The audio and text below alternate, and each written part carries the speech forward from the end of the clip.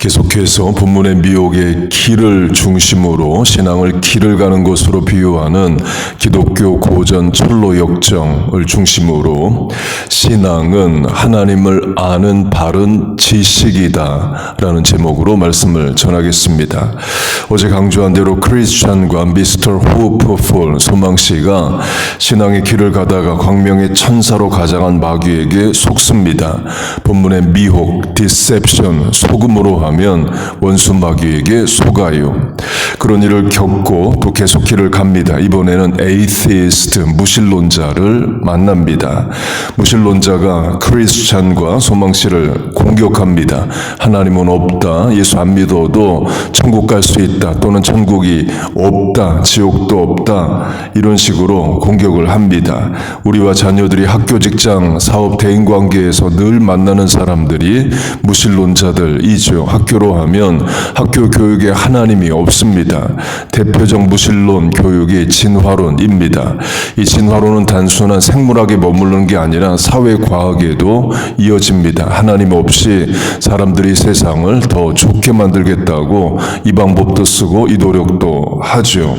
그 사회과학, 인문과학도 마찬가지입니다. 하나님 없이 사람이 사람을 관찰하고 사람이 세상을 바르게 해보겠다고 노력합니다.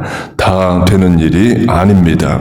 무신론의 또 다른 대표는 공산주의입니다. 종교는 아편이다가 유명한 공산주의자의 창시자인 마르크스의 말이죠. 이때 종교는 기독교입니다. 칼 마르크스가 살았던 유럽이 또 대표 종교가 기독교이기 때문에 그래요.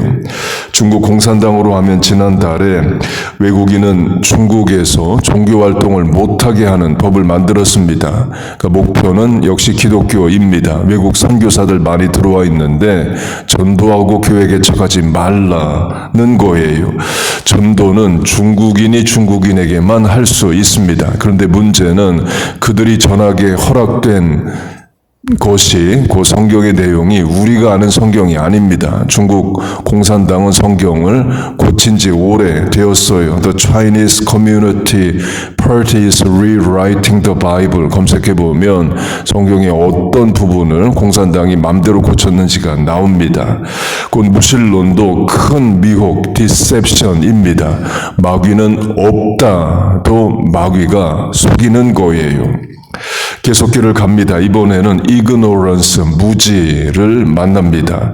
철로 역정에 나오는 마지막 미혹, 유혹자이고 크리스찬이 천국에 들어간 뒤에도 나오는 이야기가 이 무지라는 사람에 대한 이야기입니다.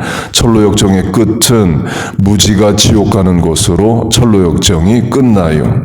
종교개혁자 존 켈빈은 신앙을 하나님을 아는 바른 지식, knowledge로 말을 했습니다. 고린도전서 12장으로 하면 성령의 은사 중에 지식이 있습니다. 베드로전서 후서 1장으로 하면 믿음의 덕에 지식을로 믿음만 있으면 되는 게 아니라 지식이 있어야 된다를 강조합니다. 곧 바른 지식이 있어야 하나님을 옳게 섬기고 본문의 미혹으로 하면 미혹되지 않는다이죠. 곧 하나님은 하나님이 어떤 분이신지를 성경이 분명히 드러내셨습니다. 그래서 성경을 읽으면 하나님에 대한 바른 지식을 얻게 됩니다.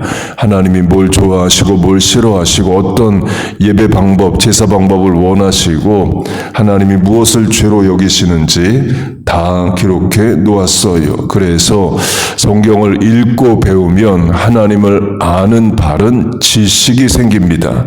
그게 우리의 믿음이고 신앙이에요.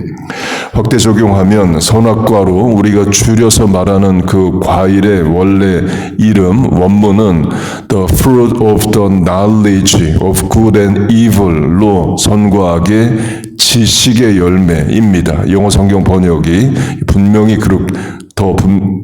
그렇게 번역을 해요. 한국어로 이제 줄여서 선악과 이렇게 하지만 지식의 과일입니다. 그 사람이 지식의 열매를 먹었어요. 그러면 지식으로 하나님을 대적할 수 있습니다. 그래서 지식도 거듭나야 됩니다. ignorance, 무지로 하면 지식이 거듭나지 않으면 무지한 상태로 있고 예수를 믿어도 무지하게 믿을 수 있어요. 그러면 올바른 지식이 없어서 하나님을 대적하게 됩니다. 그걸 이제 바울이 겪었던 일로 적용을 하면요. 바울이 이방인 전도를 위해서 외국을 다니다가 예루살렘에 돌아옵니다. 예루살렘에서 붙잡혀요. 예수 믿으라 전하고 다녀서 유대인들이 싫어하고 미워해서 그렇습니다.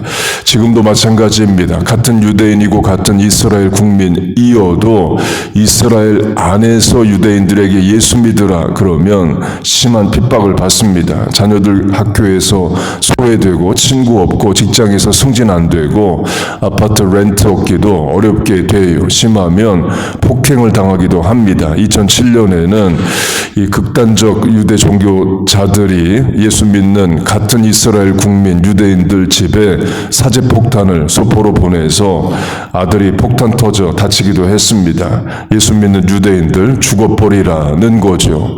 지금도 그렇고 바울 때도 그랬습니다. 유대인들이 바울을 죽이려고 했어요. 그때 로마 군인 천부장 1000명의 부하가 있는 군대 지휘관이 개입을 해서 바울을 감옥에 가둡니다. 바울이 로마 시민권자인 것을 알기 때문에 일단 죽음의 위기를 면케해요. 당시 로마법으로 로마 시민권자는 재판 없이 함부로 길거리에서 죽을 수 없기 때문입니다. 그렇게 바울이 예루살렘에 있는 로마 군인들 영내 군부대에 구금이 돼요.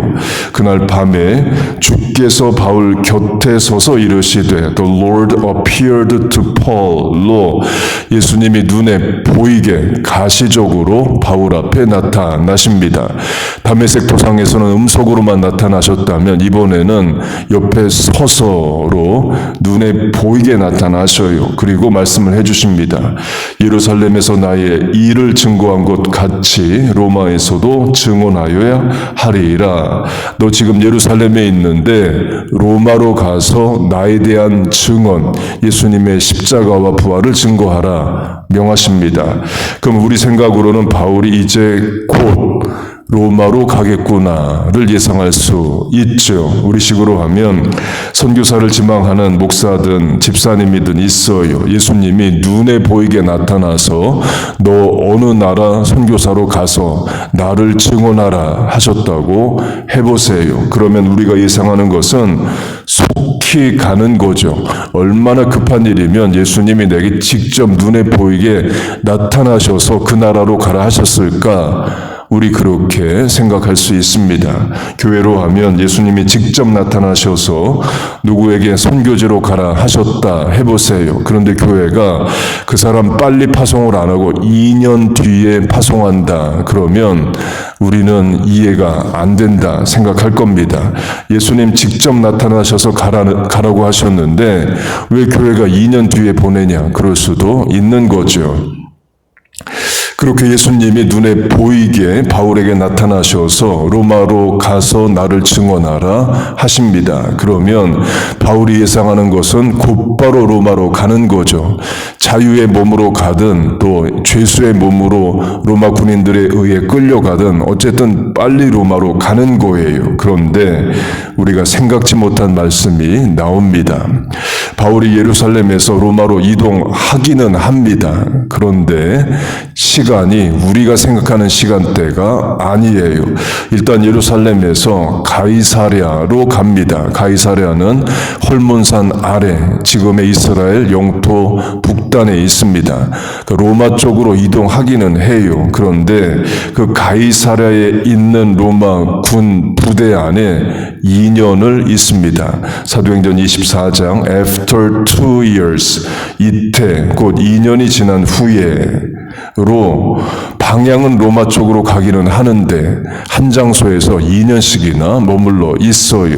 곧 2년이 지나도 이스라엘 영토 밖을 나가질 못합니다. 전도와 선교의 일의 진행이 너무 느리다 그럴 수 있죠. 그런 말씀, 사건이 있습니다. 강조점은 하나님을 아는 바른 지식입니다. 바울의 예가 말하듯이 예수님이 직접 선교 명령을 나타나셔서 하셔도 일이 되는 것이 2년 지나서일 수도 있다는 거예요. 우리에게 적용하면 기도응답이든 사명 감당이든 내 생각보다 늦어질 수 있다는 겁니다.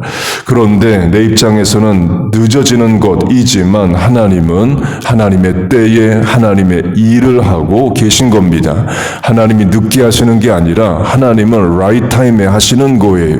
그게 내 입장에서는 늦어지는 것과 같다입니다. 그런 일도 있다를 알아야 내 인생에 일어나는 일에 대해 바른 신앙과 믿음으로 반응할 수 있습니다. 아브라함도 마찬가지죠. 하나님이 한 번도 아니고 여러 번 나타나셔서 아들을 주겠다 하십니다. 그러면 우리 생각에 빨리 아들을 낳아야죠. 결국 25년 뒤에야 아들을 얻습니다. 너무나 긴 세월이죠. 예수님의 재림도 마찬가지입니다. 속히 오리라 하십니다. 속히라는 부사까지 쓰셔요. 그런데 2000년 지나도 아직 안 오십니다. 곧 하나님이 하시는 일에 때를 말씀 안 하시는 차원이 있습니다. 로마로 가야 하리라. 그런데 언제 가게 된다는 말씀을 안 하셔요. 예수님 다시 오신다. 그런데 언제 오신다는 건 이야기를 안 해주십니다. 아들을 주시겠다. 그런데 언제 아들을 주시는지는 24년이 지난 뒤에야 말씀을 해주십니다. 아브라함 99세 됐을 때 마지막 나타나셔서 내년에 아들 낳는다 말씀하시죠. 그래서 25년 뒤에 아들을 낳게 되는 거예요. 그런 예들이 성경에 많습니다. 내용은 말씀해 주시는데 시기를 말씀을 안 해 주셔요. 그렇게도 역사하신다를 알아야 오늘 내 삶에 일어나는 일에 대한 바른 신앙과 반응을 할 수 있습니다. 그 신앙은 하나님을 아는 바른 지식입니다. 호세아서가 분명히 말합니다. 힘써 하나님을 알라, 여호와를 알자로 하나님을 아는 것을 강조합니다. 철로 역정으로 하면 지난주 이번 주 강조한 대로 크리스찬이 분명 신앙의 길을 가는데 왜 그렇게 어려운 일이 많은지 모르겠어요. 미혹도 당하고 영적 잠도 자고 수렁에도 빠지고 속기도 하고 믿음으로 살겠다는데 어려운 일이 많습니다. 가족들 비협조적이고 도전, 위험, 실패, 낙심, 좌절, 절망할 일들이 너무나 많습니다. 제가 다 소개를 안 해서 그래요. 하나님을 믿고 믿음의 길을 가면 새벽에 기도하는 인생 되었으면 하나님 내 인생 좀 평탄하게 하셔야 될 것 같은데 왜 이렇게 어려움이 많냐, 그런 말할 일들 일어난다는 거예요. 이때 ignorance, 무지하면 믿음을 잃거나 하나님을 원망하게 됩니다. 반대로 하나님을 아는 바른 지식이 있으면 인생길에 겪는 어려움 가운데 하나님을 더 의지하고 하나님 앞에 한 걸음 더 가까이 나갑니다.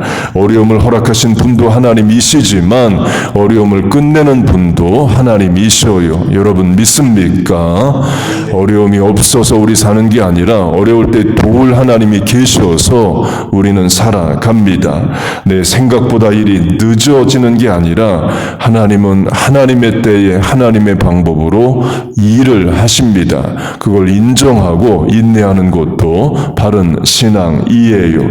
그 하나님을 믿는 겁니다. 그리고 인내하는 거예요. 그렇게 하나님에 대한 바른 지식인 신앙을 가지고 믿음과 인내로 오늘이란 현실을 이기고 신앙생활하는 우리와 자녀 교회 되시기를 주의 이름으로 축복하고 축원합니다. 아멘. 기도하겠습니다. 하나님 아버지, 늘 말씀으로 우리에게 하나님을 아는 바른 지식을 허락하여 주옵소서. 성경의 많은 사건 사고와 등장인물들이 경험하는 하나님 체험이 내 체험되게 하시고 지혜와 교훈 얻게 하여 주옵소서. 우리와 자녀들 믿음으로 이기게 하시고 인내하게 하여 주옵소서. 하나님, 오늘도 이 새벽에 나와 기도합니다. 우리의 실천의 은혜와 복을 주시옵소서. 마음의 간구와 인생의 계획과 소원에 은혜를 내려 주옵소서. 예수님의 이름으로 기도하옵나이다. 아멘.